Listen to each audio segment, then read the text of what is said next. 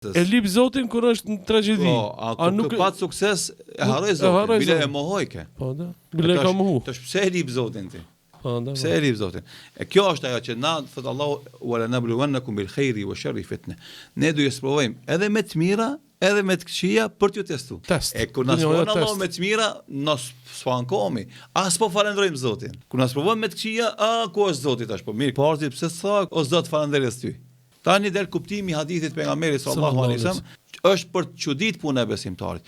Kur e godet një e mirë, ai e falenderon Allahun dhe kët nuk e ka askush veç besimtarit. Dhe kur e godet një fatkeqësi, ai është durimtar dhe kët nuk e ka askush përveç besimtarit. Kur të kish të mira, falenderoj Allahun. Kur të kish të këqija, bën sabër, duro, se kështu është jeta.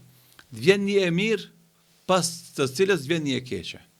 Nëse falenderove Zotin të mira, atër kjo e mirë ka me ta mbush zemrën me iman, ke me pas fuqi, me bo ball, me durim, me sabër këtë fatkesi. Nëse bo mbarë në këtë fatkesi, Allahu ka me ta shpëli me një mirësi tjetër. Edhe andaj kështu besimtarët edhe njerëzit në përgjithësi, nëse kultivojnë mirënjohjen ndaj Zotit dhe falënderimin ndaj Tij për të mirat që i ka, edhe në momentin që ka fatkesi, a zakonisht në jetë, edhe kjo është një element që nuk do të më shikojë ateistat, materialistat, se jeta 60 vjeçare, 80 vjeçare, në shumicën e vet është e mirë. Momentet e këqija do të shijojnë pak. Mirë, po shefin çka do të thonë verbëria. Këtë ato momentet që janë 70%, 90% të mira i lën pas dore, i haron, vetëm ato momentet e këqija i kujton, edhe aty e kërkon Zotin. Sikur ta kishe gjetë Zotin të mirat e tuaja që ke pas, do e gjesh Zotin me ty edhe në të këqijat kur të ka sprovu Zotin me ta.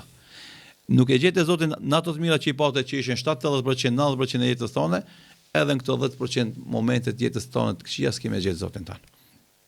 Andaj edhe këtu tash e kemi hadithin tjetër. Çka thot pejgamberi sa? Ta'arraf ila Allahi fi ar-raha. Njefa Allahun në bollok. Njefa Allahun në vështirësi. S'mundesh, tash ti nuk mundesh me lut me Zotin. Po. Kur kushi nuk jeti. S'mundesh kushte mirë. S'mundesh ti kur don ti me njov Zotin e kur s'don ti mos me injoru Zotin. Pamëndë ne njerëz jemi, njerëz, shok. Nëse ti me injoron një herë, dy herë, edhe vjen zor, edhe më lip, mu tham, vjen keq ama. Ku keve? Po, dje para dje, më injoroj ti mua. Jo që kisha nevojë për ty une, ama njeri me njeri, nëse injoron disa herë, edhe vjen momenti i vështirësisë, nuk kujdeset për ty. E jo ma Allahu dhu Gjelali cili jeta jon pa te nuk ka mundësi me jetu, nuk ka kuptim, e tash ti e injoron Zotin, për shembull si përmendëm gjithë ato sukseset tuaja, e kur ti e zor ku është Zoti tash, e se besoj.